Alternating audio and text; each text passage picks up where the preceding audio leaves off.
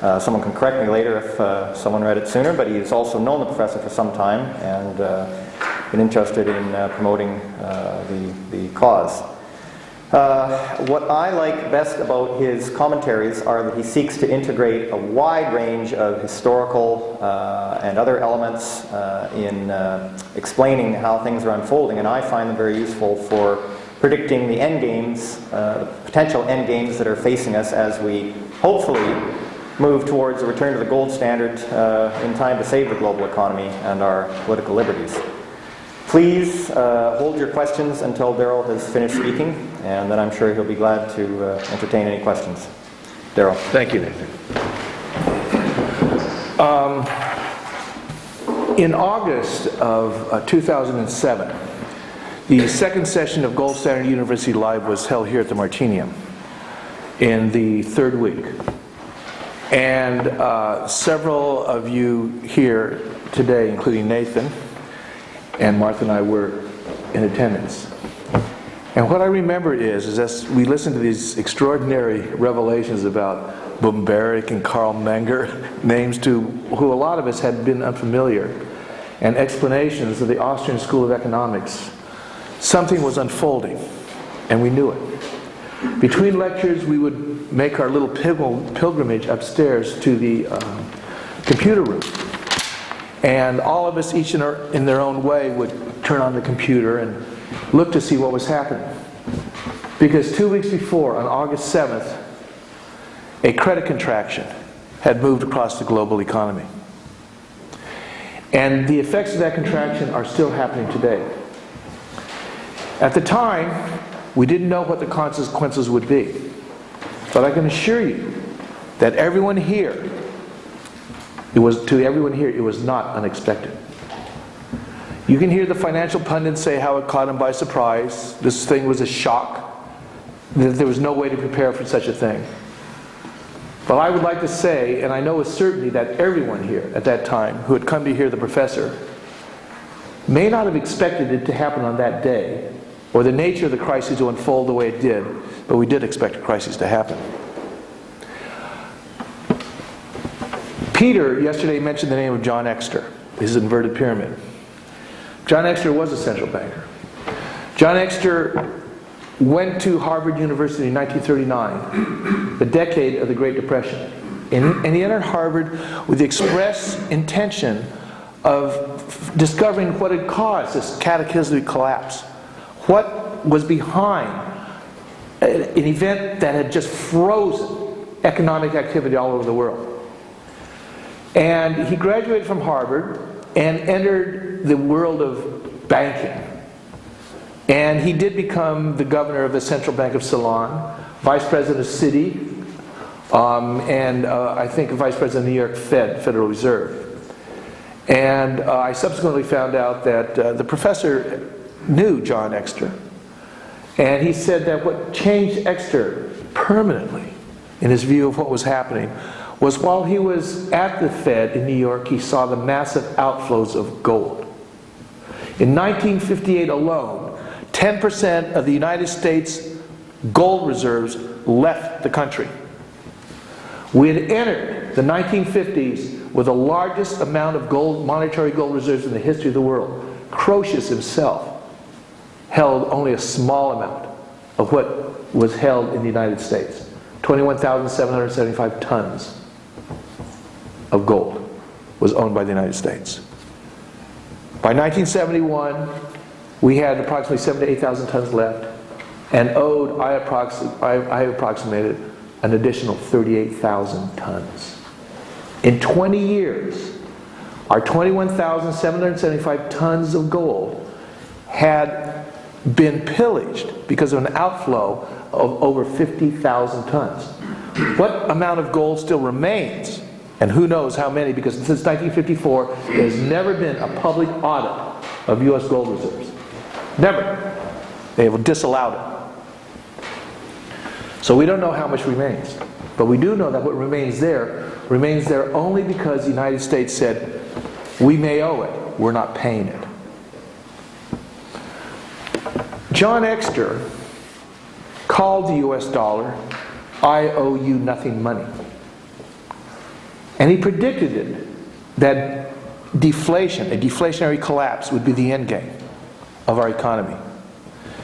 He passed away in the late 1990s, before he got to see it come to pass. We have the privilege of seeing what he did not. So, it is true that the vast majority of economists did not see this coming. It is not true that it was not unforeseen. 6 months before I spoke at the Gold Standard University, Session 2, at the invitation of Professor Fekete, I had presented a 148-page paper before a group of people my close friend had assembled in the United States, in which I predicted real estate values would fall 40 to 70%, and stock market valuations would fall 70-90%. We're halfway there. And in deference to Sandeep, who said that the Dow may in fact rise to well over 30,000. It may in fact. One of my very close associates has the same end game. We differ as to what's going to happen. We don't differ as to the crises. But if the Dow does skyrocket past 30,000, it will be at a time, I assume, when a cup of coffee will cost you $25. The Lumiere is floating. In May of that year, I began writing articles, and in that first week, I predicted that sometime in the summer of 2007, a crisis would happen. A severe financial crisis would happen and would change the financial landscape of the world. I didn't know a credit crisis contraction would happen on August 7th, but I just had a feeling that we were on the edge of something very significant. We'd come to the edge of a cliff that we were about to go over. Now we're here a little less than 2 years later. And I want to read you something from the professor's latest article, the last paragraph, if I may. And the article is entitled, "The Marginal Productivity of Debt." And the professor says here in his last paragraph, "Indeed, the financial and economic collapse of the last 2 years must be seen as part of the progressive disintegration of Western civilization that started with government sabotage of the gold standard. Ben Bernanke, who should have been fired by the new president on the day after inauguration for his part in causing the disaster, may in the end have the honor to administer the coup de grace to our civilization." Those are weighty words from a monetary scientist. And I concur with the professor in his description that we may in fact be seeing the end of an entire way of life that we've known. And what I would like to do today is put that into a context of that civilization, and in the context of what this change means. Because it is going to happen.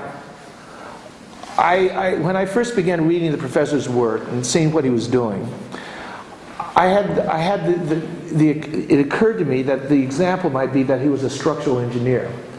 A structural engineer regarding the structure of finance. And he understood stress loads, capacity. He understood many, many things that such engineers understand about the nature of the systems of which they're expert at. And in the United States, there was a bridge going across a lake near Minneapolis or something, and I think it gave way in the last year, maybe 2 years ago, and a lot of people died. And it was found out that in 1991, that defect was discovered in the bridge. Structural engineers had said, there's a crack, it's a fissure, and nothing was done. They said this is something should be attended to. Nothing was done. I can assure you that that bridge was necessary to the movement of people in and out of the city of Minneapolis. And to have fixed the bridge would have caused a great deal of problems and cost and whatever. You can't ignore problems, you can deny problems. You cannot avoid their consequences, however. And what I want to put forth today is that we're here together, and we are here together at an extraordinary time in history and in our lives, and we've only just begun. Peter said yesterday that this is going to be a horror, and he's right. And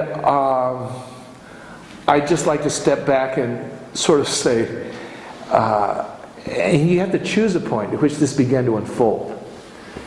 And there's an extraordinary book, because we all know about paper money, gold, etc., etc., etc. But to give you some background of where it sort of appeared here, there's an extraordinary book called Fiat Paper Money, The History and Evolution of Our Currency by Ralph Foster. And he says that paper money first appeared in China. And it did. Why did the Chinese first come up with paper money? Well, and you read it and you realize it was as simple as they were the ones who discovered paper and ink. The two prerequisites of paper money. Nothing else. Nothing else. All right? And you're reading his history, how it occurred, and it didn't start out as a sham. It didn't start out as a confidence game. It didn't even start out as a government attempt to spend monies that they did not have.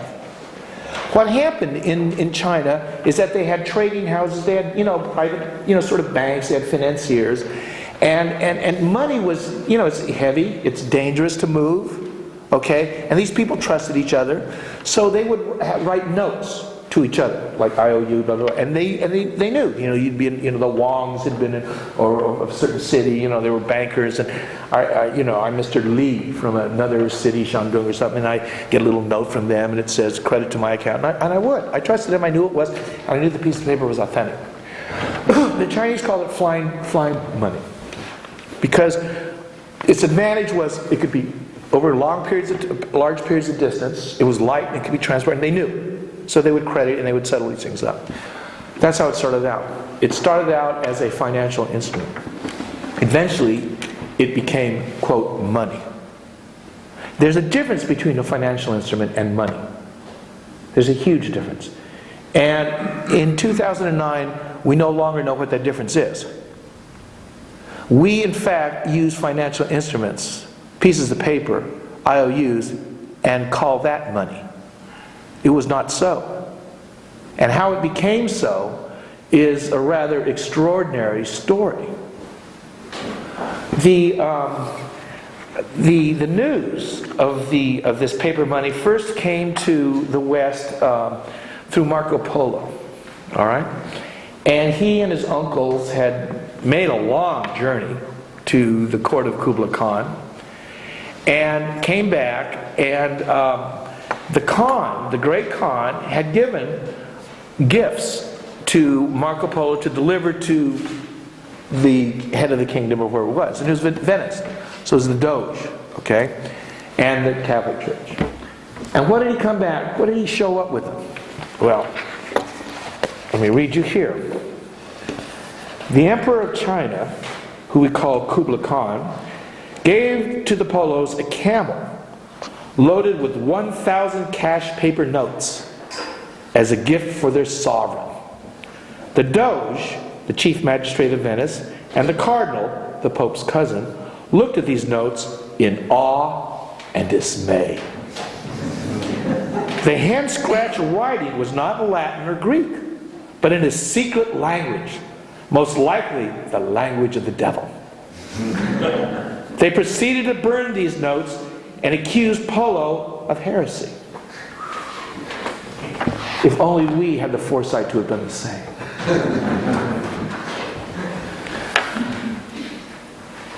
He wrote about this paper money in his book. And of all the tales that he brought back from China, this was the most astounding. I mean, he could talk about camels and castles and armies and silks or whatever he did. But paper money, this is how he wrote about it. And I think if you put yourself back in that time and read this yourself, you would have the same feelings. Book 2, chapter 24. How the Great Khan causeth the bark of trees made into something like paper to pass for money all over his country. My God. If that's not absurd, I don't know what is. He makes them take the bark of a tree, in fact of the mulberry tree, the leaves of which are the food of silkworms. These trees being so numerous that whole districts are full of them. When these sheets have been prepared, they are cut up into pieces of different sizes. There's of different worths. And all these pieces of paper are then issued with as much solemnity and authority as if they were of pure gold or silver. Wow. Money. Okay. He did note, however, that the Great Khan had issued a decree that the people of the empire were disallowed from using gold or silver.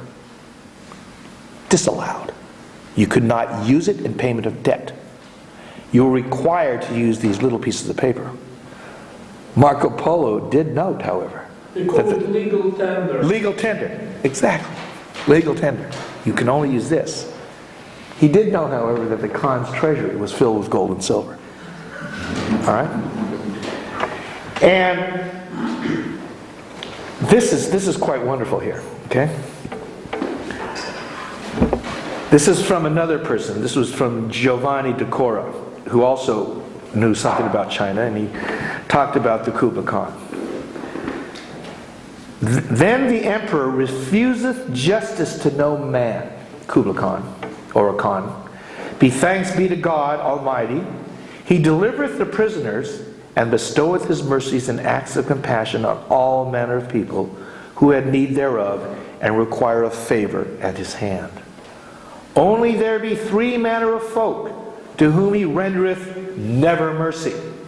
To wit, one such as who hath laid violent and reprobate hands upon his father or mother. 2, such as hath forged the king's money, which is a paper. And 3, such as hath done anyone to death by giving him poison to drink. To these 3 rendereth he never mercy. This is a fiat system. One of the first. First of all, you require paper money is the only legal tender. You withdraw all gold and silver from circulation. Okay? And your treasuries are filled with it. And everybody else is using paper. Okay?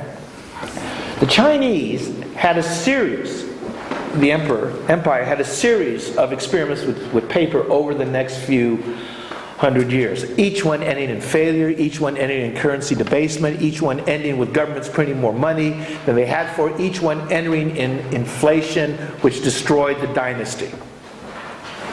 By the 1600s, the Chinese outlawed, the Sung dynasty outlawed forever, whatever that means, the use of paper money.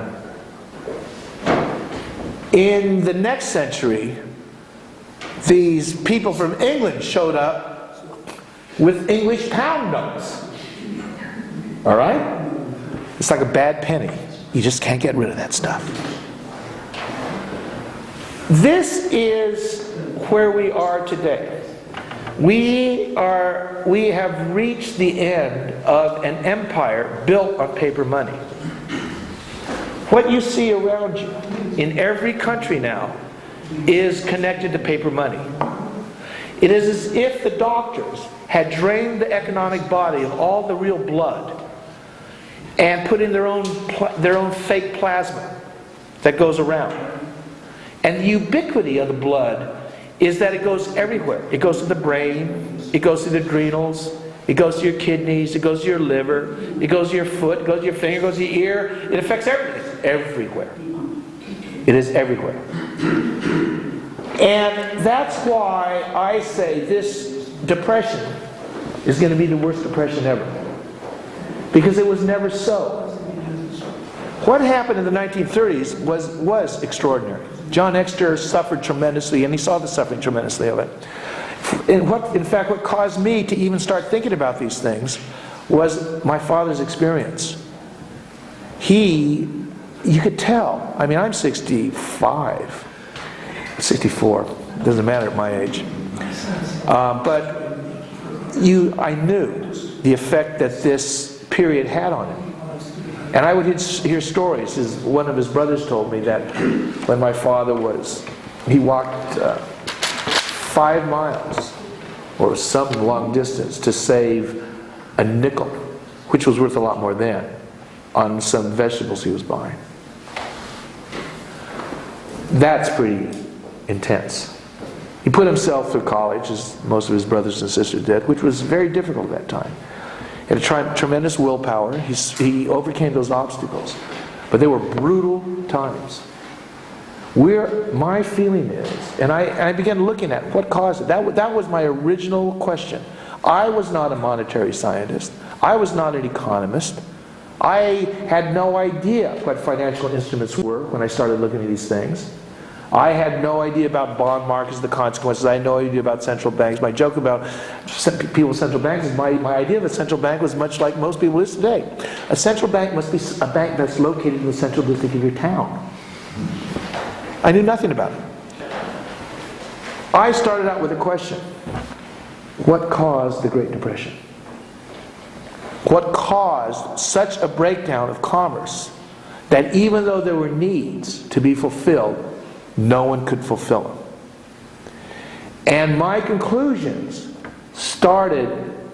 they happened at the right time. They really did.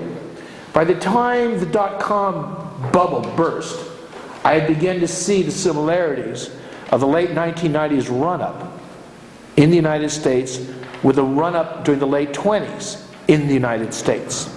It was only later that I discovered that the central bank, the Federal Reserve, had been introduced in the United States 20 years before things started getting out of hand. It was like an amplifier had been put into a virus.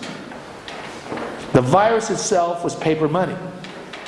The central bank was the amplifier and the intermediary system that gave credit arising from credit-based money.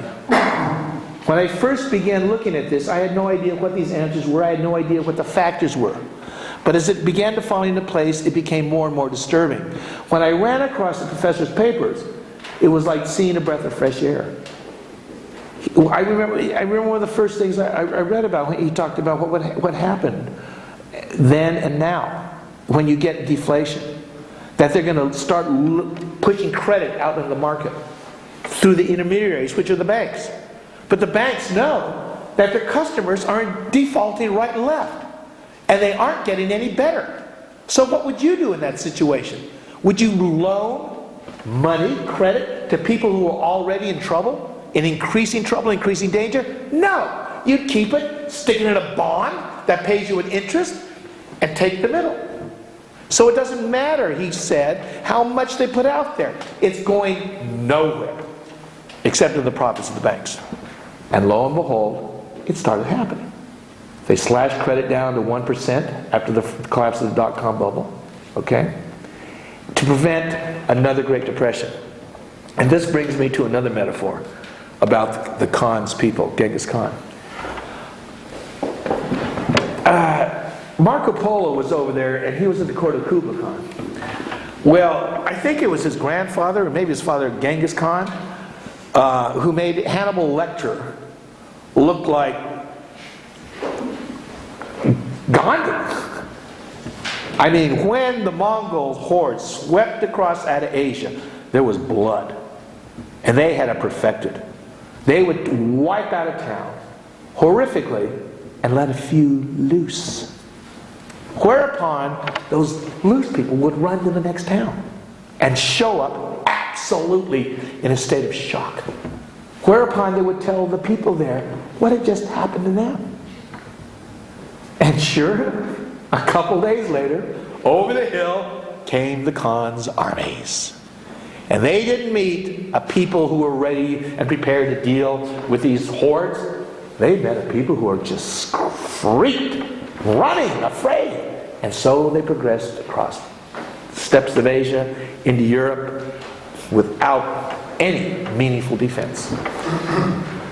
In a city, and I don't know where it was, but in Poland, every year in a certain city they celebrate the defeat of the Mongol hordes.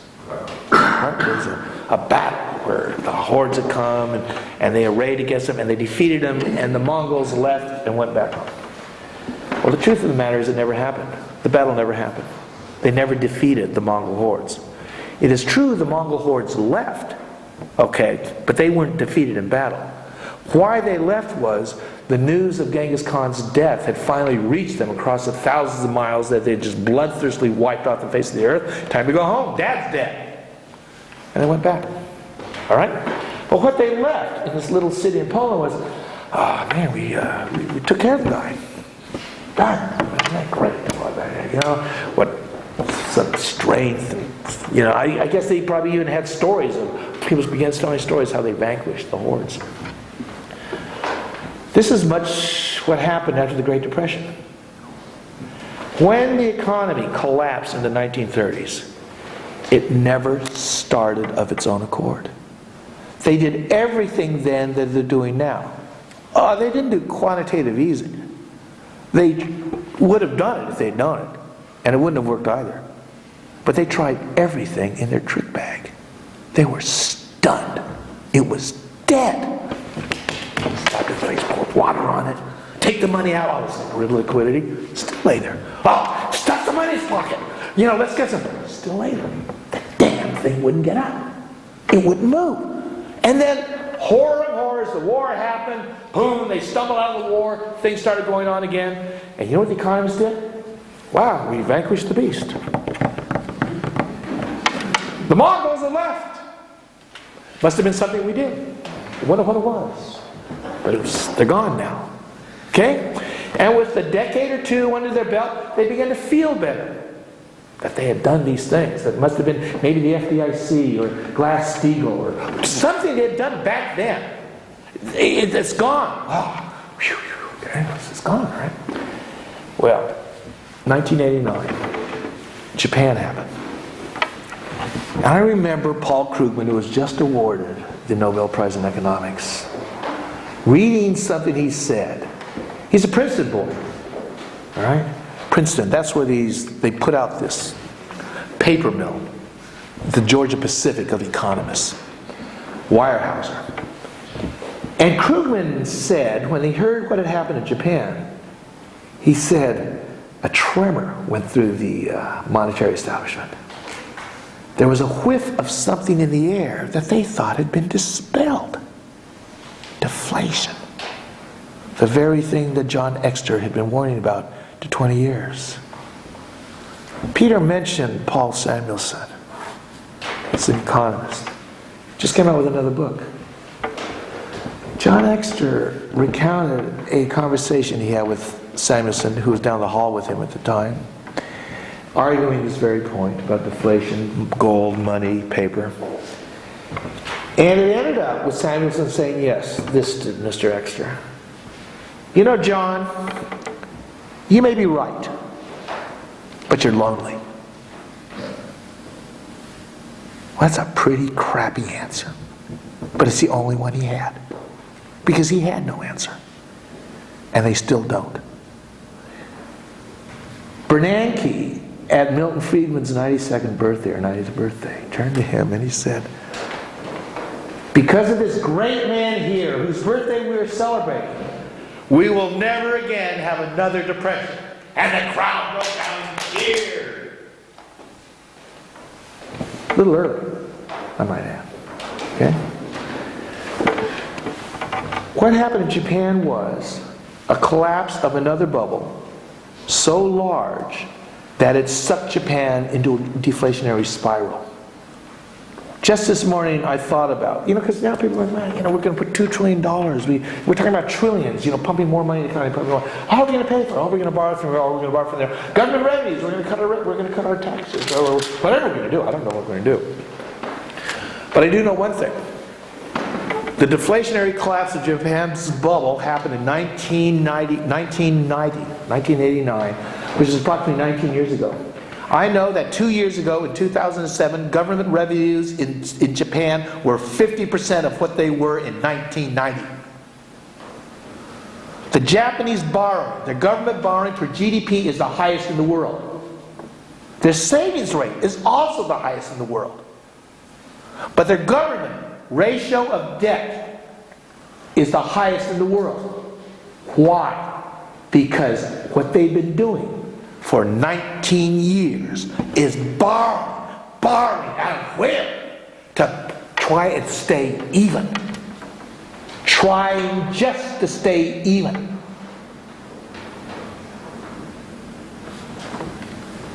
We don't have that. And I speak of the United States. That possibility.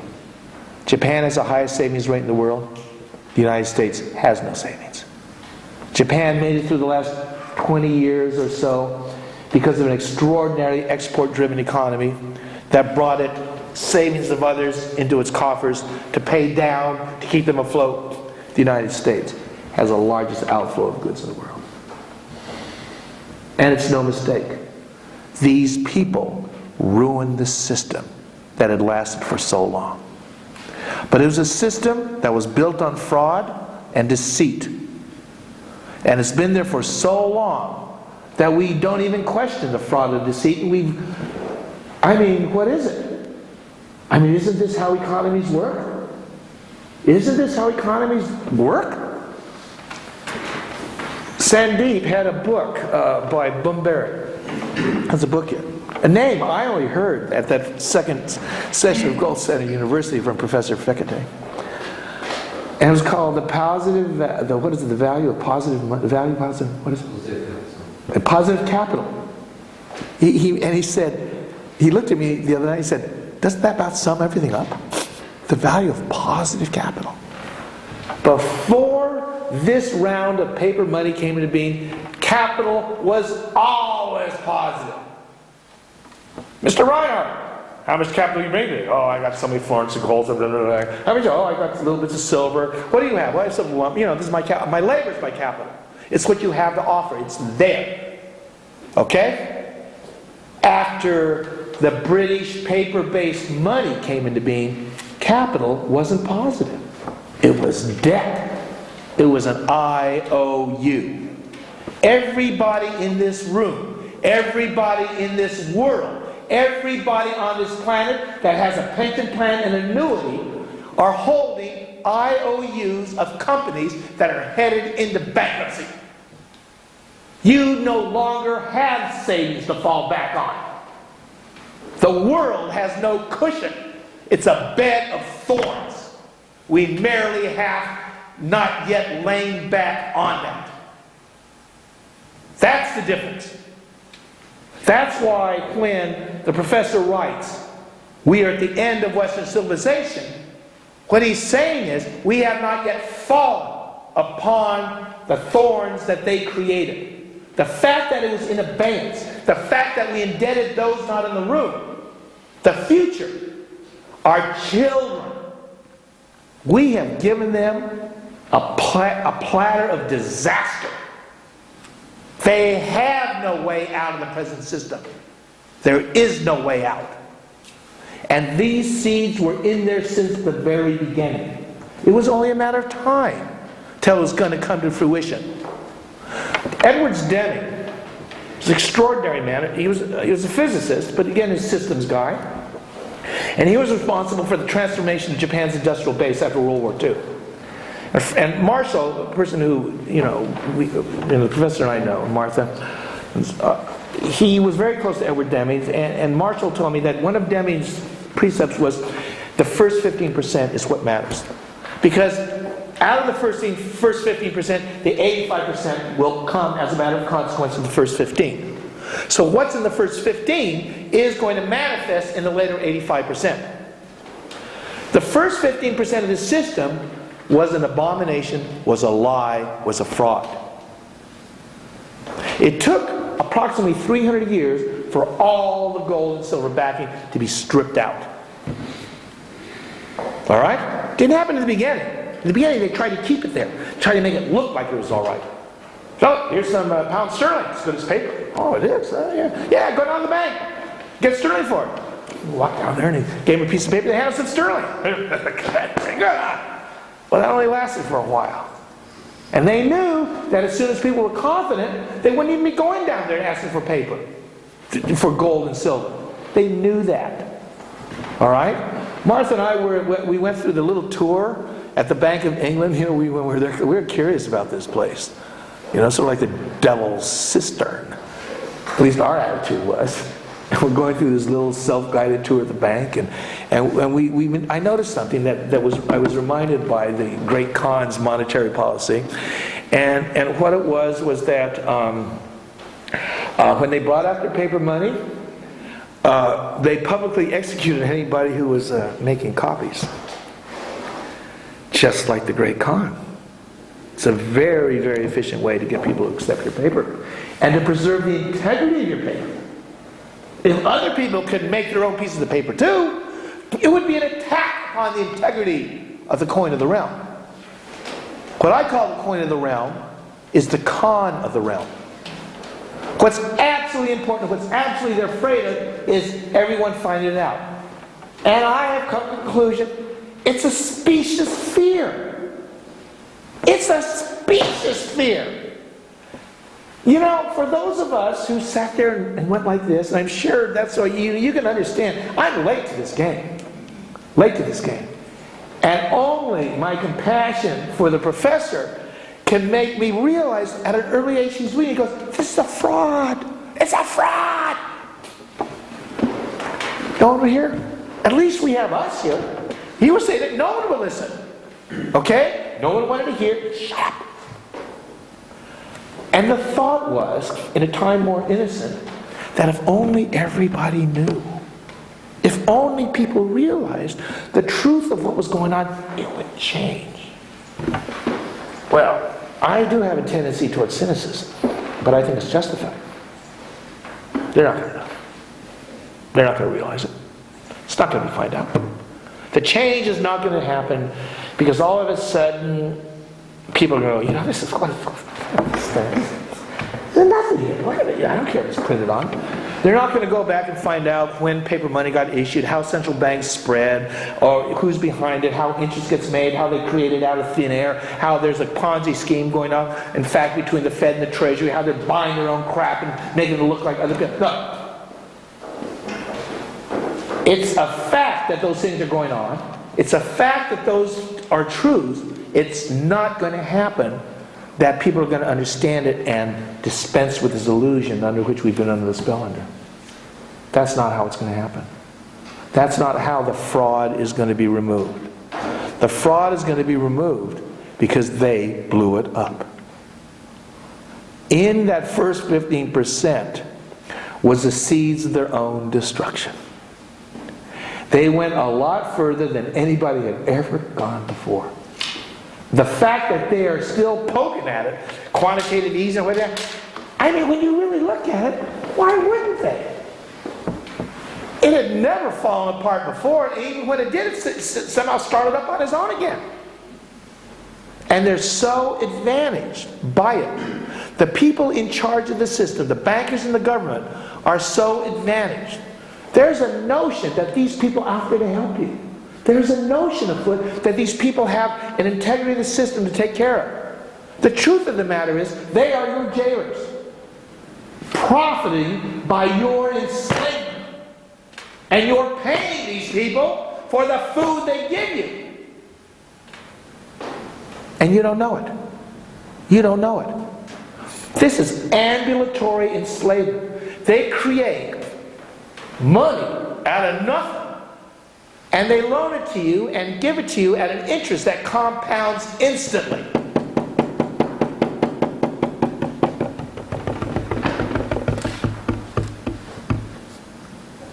Interest. Of course interest is deserved. If you have money that you've earned and put it back on the table, you should get interest on it. But interest for something you didn't earn it, it never existed. Where's the justification for that interest? You need none, except it serves the institution that gave you the license to issue that paper, which is government. What you have right now is a collusion between bankers and government to keep the system going. Bankers get profits, governments get power. Here we are. And now, we're watching this thing go down. And it is going to be painful. It is going to be beyond anything we have seen. We have never got the whole world on this bed of thorns. We have not gotten everybody's future destroyed by it. I remember a couple of years ago, even before the credit contraction happened, there was nervousness floating around. Sort of like that thing in the old Western movies where they're coming in and it's, the cavalry's coming in. They're coming in town, and they're going through Indian country. And they're looking around and somebody goes, "It's a little too quiet." Okay? A little too quiet. Well, that's the way it was in 2006, 2005. Where's the risk? Looks like we can make money anywhere. Wow, where's the limits? They started getting nervous. And they thought, oh, well, if the United States falls, we can decouple. Asia can decouple from the United States. Europe can decouple from the United States. We'll survive. We'll make it. Well, no, didn't work. Then later on, the idea of, oh, well, the United States is consuming all this money. Of course they're going to crash. UK is going to crash. Iceland is going to crash. Estonia is going to crash. All those kind of countries are going to crash. Spain is going to crash. But they're exporters. Japan and Germany, they make things. They export. 50% drop in exports in the last 6 months. Japan. All right? This country is in a deficit now. There's no way out. There's no way out. They now have that huge debt that's left over from 1990 since then. No way to take themselves out of it. And the rest of the world is going down. They can't sell to anybody. They're not going to make it out either. We're all going down together.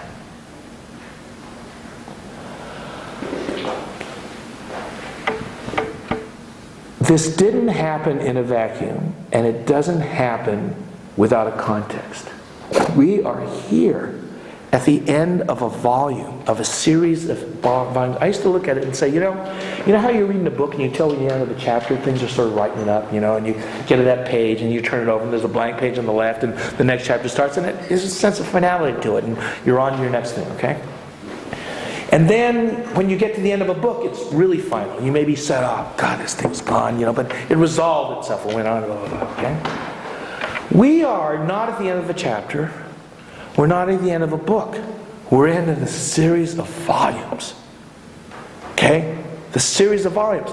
What the professor called the end of Western civilization, perhaps, or civilization as we know it, the end of the world as we know it.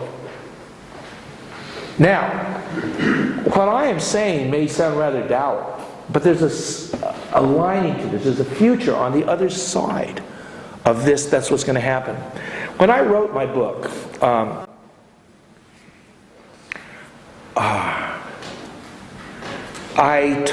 had something written in the foreword, and I took it out. And I don't know if it was the right thing to do or the wrong thing to do.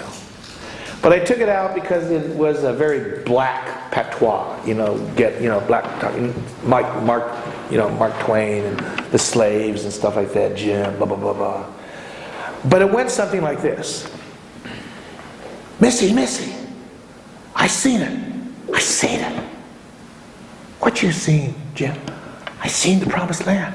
You've seen it? Yes. What was it like? It was beautiful. More beautiful than anything I've ever seen. It was paradise. Beautiful land. It's beautiful land.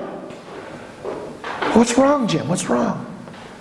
Because between us and the promised land is the River Jordan. And I've never seen the river run this high before. It's going to overflow, Missy. I've never seen it run this high or this dangerous. There it was. And here we are. There is something on the other side of this. There is a reason why this chapter is ending. There is a reason why this epoch is over. And there's also a reason why all of us are here during this time. All right? When I first gave my talk a couple years ago, I mentioned a guy named David Hackett Fisher. And he's a Western historian, economic historian. And he said that if you look at prices, he says you have these periods of tremendous stability, and they'll last for 80 to 100 years or whatever it is.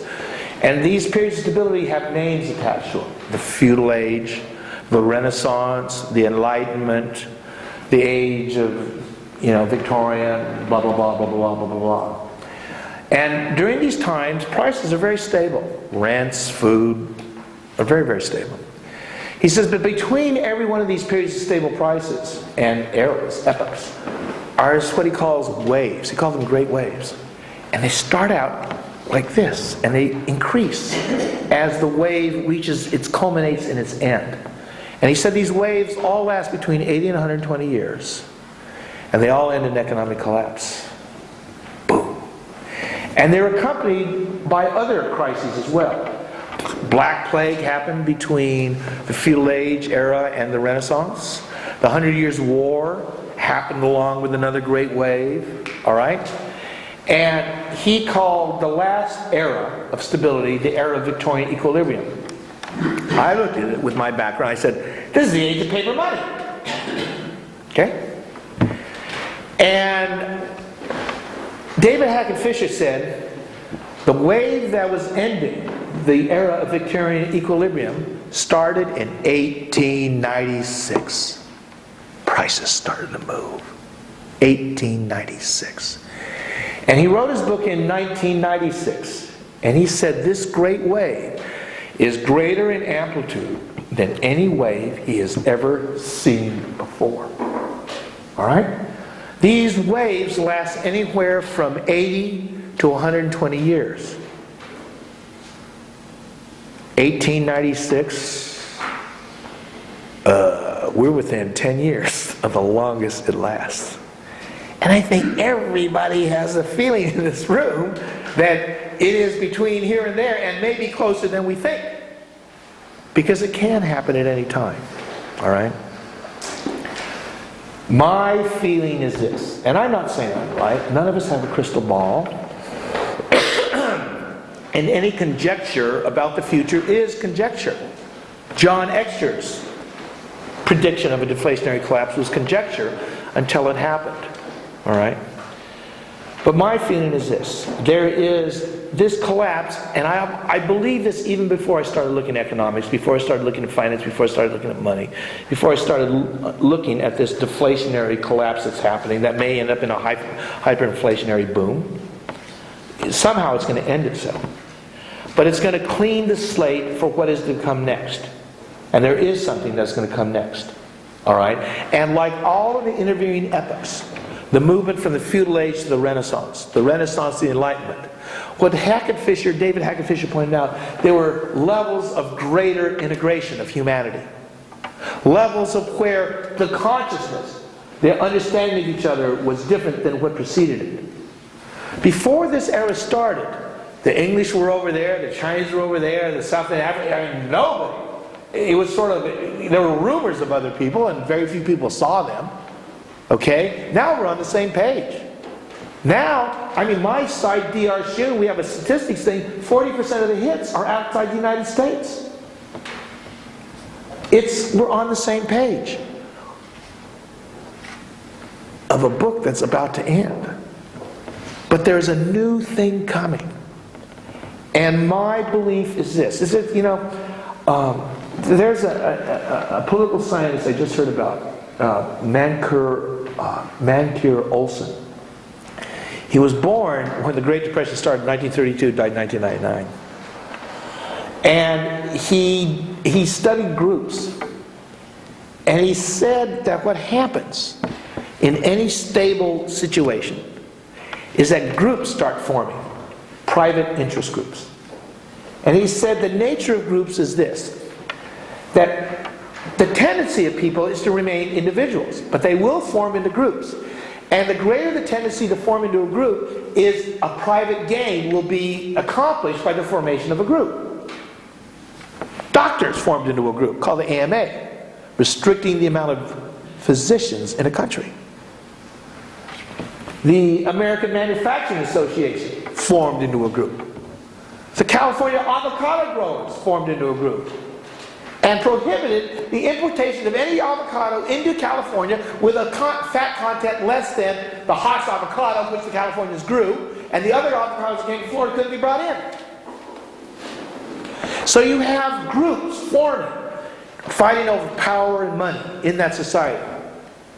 And Macker Olson pointed out is that when this thing, less and less progress happens, less and less movement happens. And he says when the greatest progress happens, when society falls apart.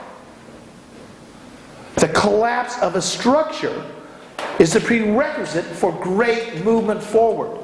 Because over time, stability gives rise to stasis. And life is not about stasis. Though our fragmented ego would certainly wish it was. There's a part of me that still wishes it had never flared out into the uncertainty that it has. But that wasn't my choice, and it's not the choice of anybody in here. It's not the choice of history, it's not the choice of us as individuals. It's just the fear of the fragmented self that, oh God damn, what's going to happen to me tomorrow? But we are part of something that's moving forward. You can't, just as much as Exeter could not name when it was going to happen, but what he saw was going to happen, we are moving forward into something that's greater. That's something that's going to subsume everything that we put together in this time and move to another higher, more integrated level. Buckminster Fuller in 1981, in one of his last books called The Critical Path, and he said, humanity is on the verge of a crisis. And if we don't pass the test, the universe may just decide to be done with us. All right? But he said this. He called the forward to his book, The Critical Path, Twilight of the World's Power Structures. He wrote this book in 1981. Within a decade, the Soviet Union collapsed. 30 years later, capitalism was collapsing. Bankers, paper basket money is collapsing. And Bucky said that this crisis that we're entering is a universally intended crisis. It's intended. It's not an accident.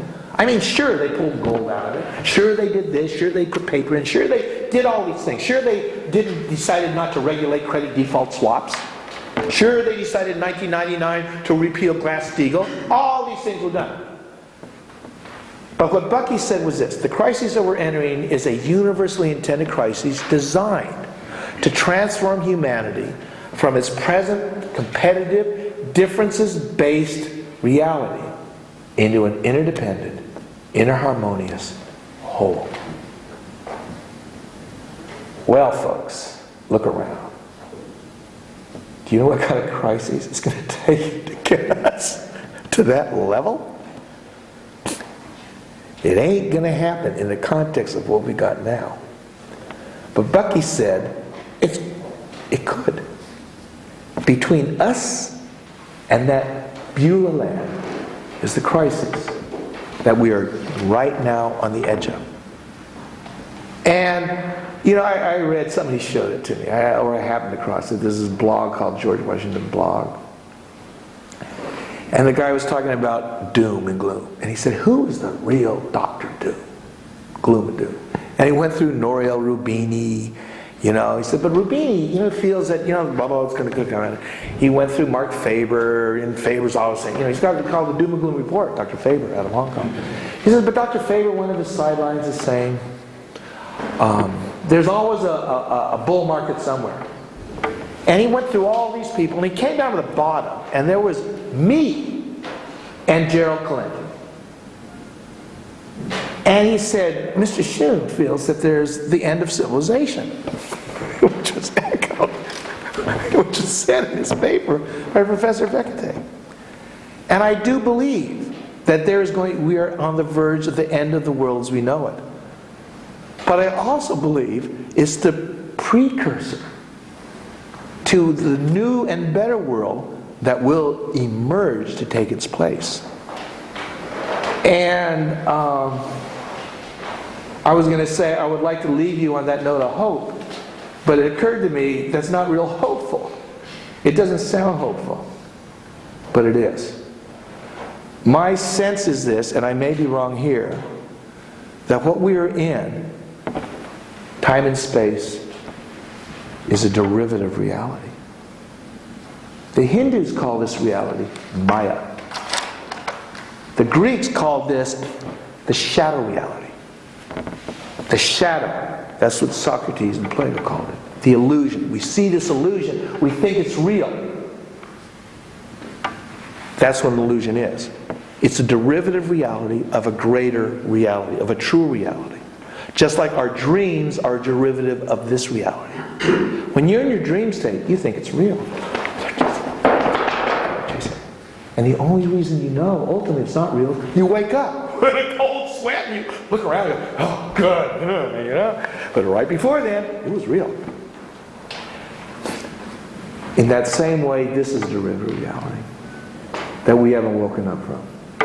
And there's a reason we're asleep. Because when you're asleep, you play it like it's real. You make those choices. You think. You don't have that, I'm going to wake up from this thing. Let's push this button. No. We're playing it like it's real. And so we do.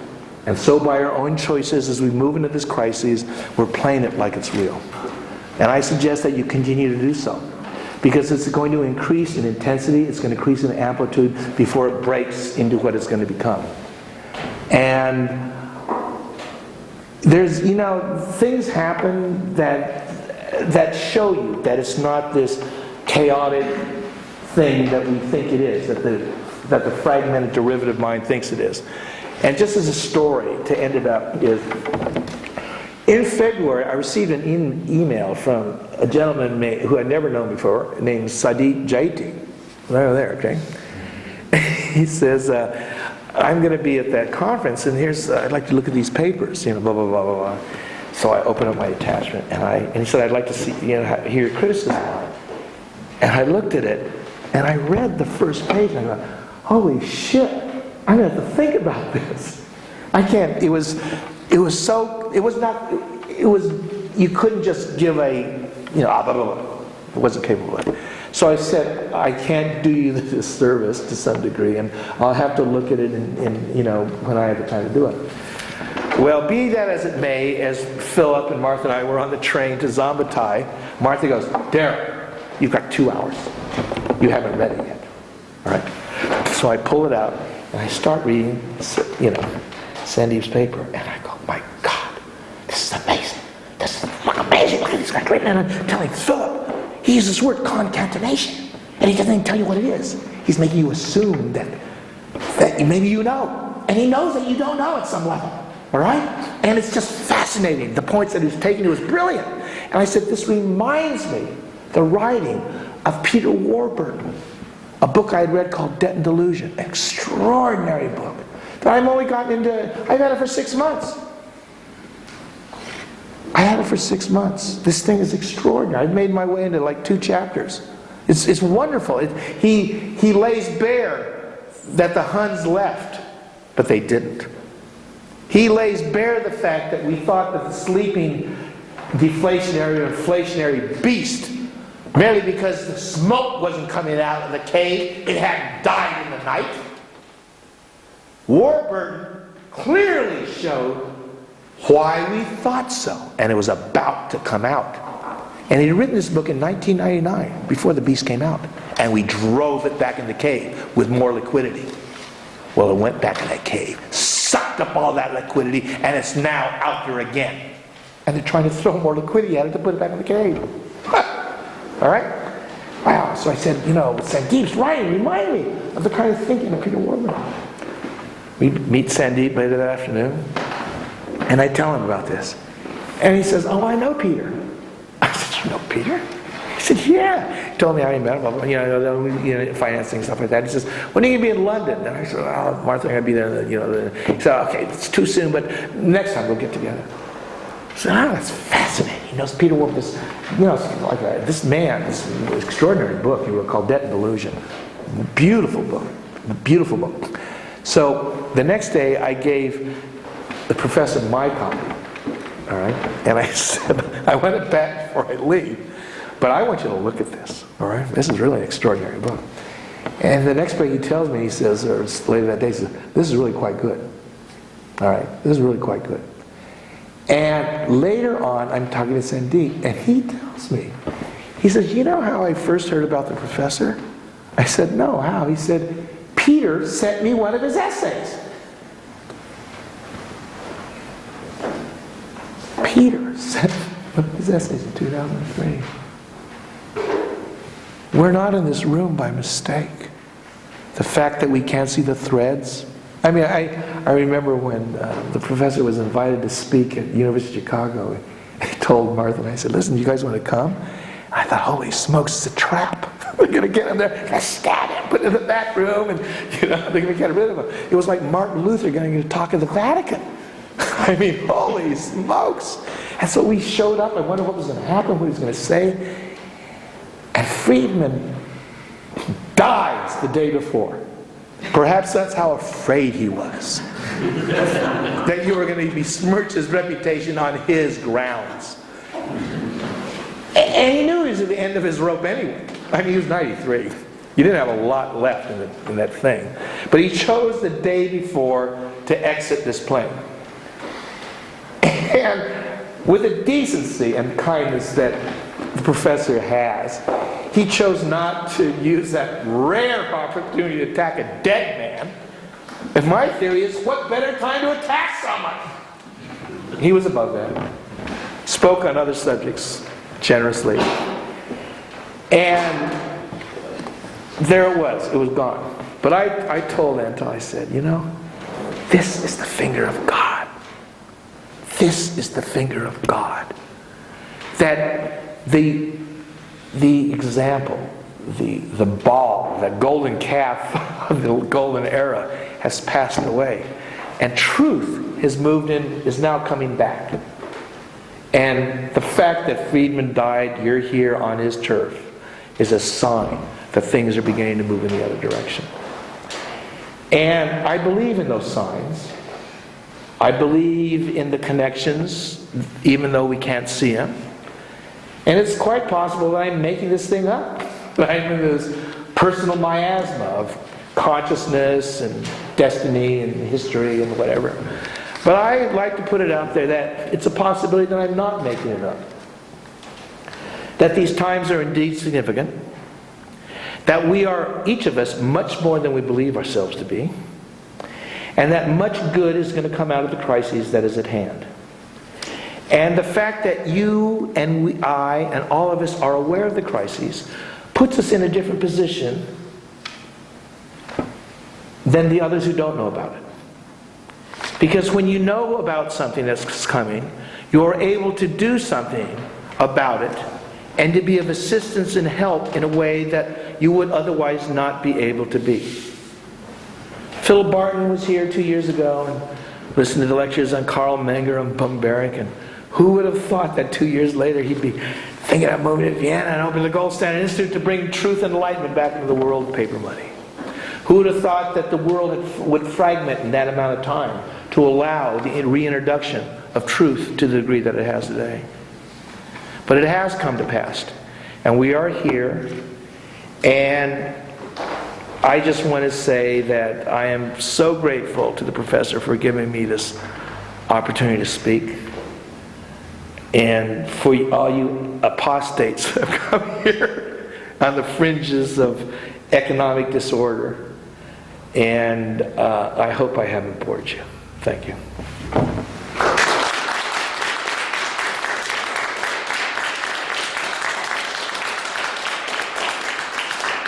Thank you very much, Darryl. We have about 20 minutes for questions. If go ahead, Reg. Again, two comments. One, there is really a very simple solution to this whole mess. Reg, alcoholism has been tried for centuries. It can delay the awareness of consequences, but has its own consequences. No, all that needs to be done is for the Treasury to declare bankruptcy. My mother had the same idea about my study habits. Darryl, all you have to do is apply yourself. True. And pay 10 cents on the dollar. I got your team in there. That's it. It's finished. Something's going to happen. Okay. something that happened. The other comment that I have is about the difference between now and 1930, which is, I haven't seen it last. 1930 United States, at least New York, where I was at the time, there was a real estate boom. It was building, which of course now there's no such thing. My father and other people that I've known had work, lots of work, and it was all in construction. There's a tremendous amount of construction that was going on in 1930, all through the 30s. It was a real boom, which is completely different at this time. So this time there's overbuilding, at that time no. The major, in regards to real estate, my answer is this, is that they had not securitized the debt behind mortgages like they have today. And so what happened is there wasn't a collapse in real estate of the level that we're seeing now. No, I'm talking about actual building. No, I understand. And this was not buildings all single families. This was building high-rise buildings through the city, the big construction project. Yeah. There were demands there. There was demand, there was money. It wasn't from borrowed money. No, it wasn't for borrowed money. You're right. And that, Reg, that is the key. It wasn't for borrowed money. It was not borrowed. It was not borrowed money. When I first began looking at the Great Depression, one of the questions I had was, where did all the money go? Because I would read about the Depression and said, money disappeared. Where did all the money go? And it was unanswered until I read an article around a year and a half ago, and it said that real estate funding had dropped by 71% in the last year. Wow, 71% in 1 year. I mean, if you're in the real estate business, that's consequential. 71% drop in the year. And I realized immediately my question was answered.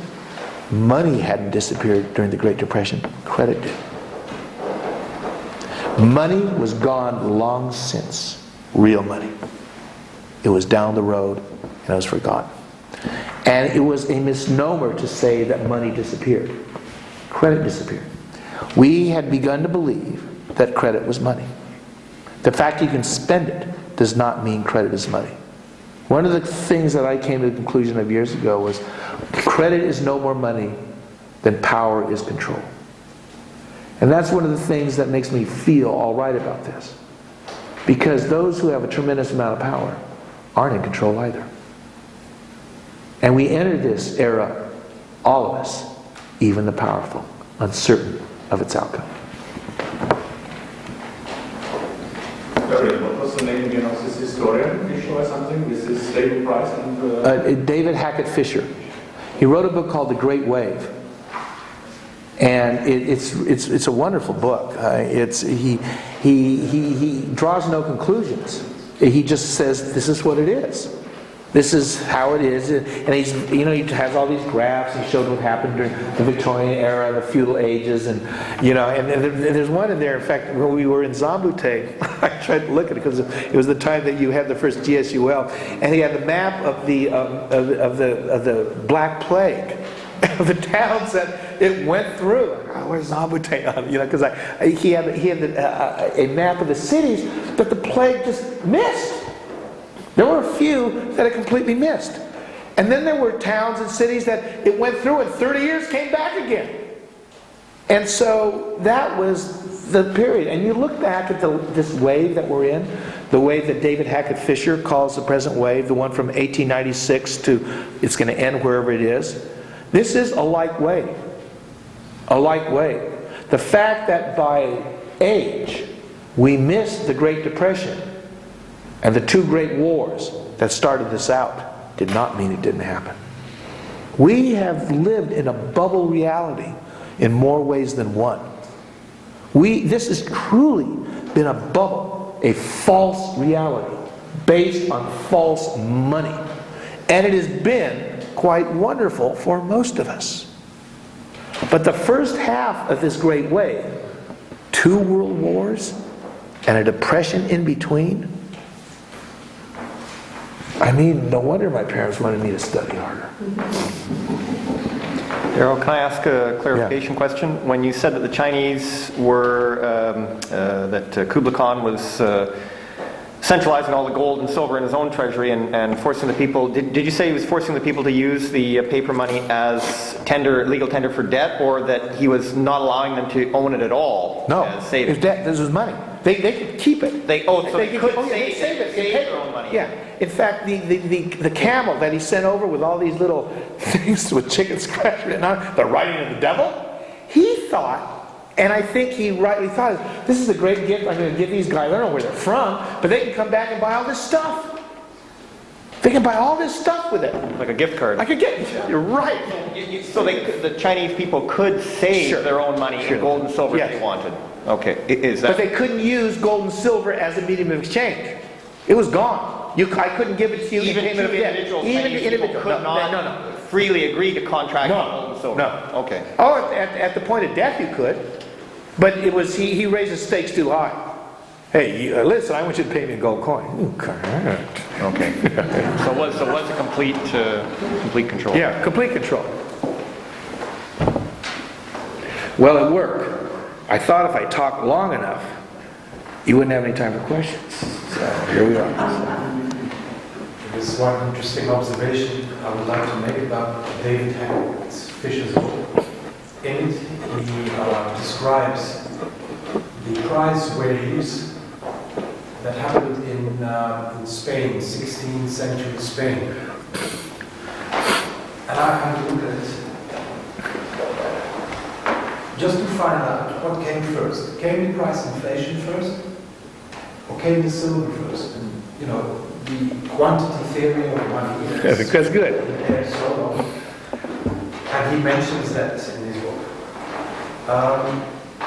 He falsified it also, inadvertently, I suppose. Didn't even know. But he observes that the silver came after the price inflation. By about 50 or 60 years. And he immediately falsifies the quantity theory of money. Thank you for that, I would say. But I'm still trying to wrap my mind around the discount theory that should, in fact, have brought down the prices. So there must be some other explanation. It was paper credit explosion before the silver arrived to Spain. Yeah. And the study of the Spanish banking system very clearly shows that. Mm-hmm. So this was not a precious metal explosion, this was a paper explosion. Exactly. And it frustrated the banking system, not only in Spain, but it spilled over. It went to Italy and other places. I mean, Italy had a wonderful monetary system. It was growing by the time. Now the silver that was shipped in should have, according to the discount theory, should have brought down prices. Well, yes. It's just the opposite of the quantity theory would suggest. Eventually it did. But also the King of Spain had lots of wars going on. That was, I want to point that out. You bring that up, Peter. It's wonderful. It really is. The enemy of gold is war. It truly is. And I don't know whether it's coincidence that Ludwig von Mises is a pacifist, but he is. And what happened to paper money and why it even came into being was because of war. King William III was bankrupt when he was approached by William Patterson and the banking boys. And they said, we'll pay off all your debts. You just give us the monopoly to issue the coin of the realm in paper. And he did, because of the wars. He then could mount his battles. He could pay for his navies and go off on his rampage, England's rampage, that ultimately became imperialism over the rest of the world on credit. Everybody else had to get gold and silver to do it. So he had the advantage. All right? And this whole present system and our problems are because of the excesses of war. The income tax that we feel is a natural thing happened in England in 1840s because of the Napoleonic Wars. There had never been an income tax in the history of the world before. And there was argument, price is terrible, it's an abasement, it's a horrible thing. Oh, I know, but we owe all this money and it's temporary. Okay? The gold standard, which was not imposed by legal fiat, it arose because it worked. It arose because it gave a stability to producers and savers and allowed commerce to flourish and people to create savings. It was tossed out by the governments in the early 20th century as they prepared for the Great War. They prepared for the Great War. And they couldn't fight that war if they were tied to a gold standard. After World War II, after a half a century of brutal murder and carnage on the face of this earth, the United States ended up with the largest stash of gold that had ever been accumulated by any country. And in 20 years, we spent it all on the military. And we weren't at war. Oh, we had a skirmish in Korea. We had something in Vietnam. But not enough to bankrupt the nation. We have 750. I don't. The United States right now has 750 military installations around the world. Paying it. Paper money. And they did that in 1950, 51, 52, 53, 54. 1958, we weren't in war, and 10% of the money went out. Gold was used only to settle accounts between nations that had a difference in currencies. You had more of mine than I had more of yours. During those 20 years, the United States had a positive balance of trade with the rest of the world. And based on that fact alone, the 21,775 tons should have become at least 26,000 tons by 1970 when Nixon had to close the gold window because we didn't have enough gold. It was because of corporate overseas expansion and military spending when we were at peace, theoretically, that we blew it. So the true enemy of gold and of peace and stability has always been war. Or might I really call it by its name, is ambition for power. The ambition for power has always trumped the constraint that gold has put around government. Not only is war the enemy of gold, but this relationship is mutual. And let's remind ourselves of the slogan of the Gold Standard Institute. Gold is the enemy of war. How is the slogan of the Institute? Liberty, prosperity, peace. See? Yes. Very good.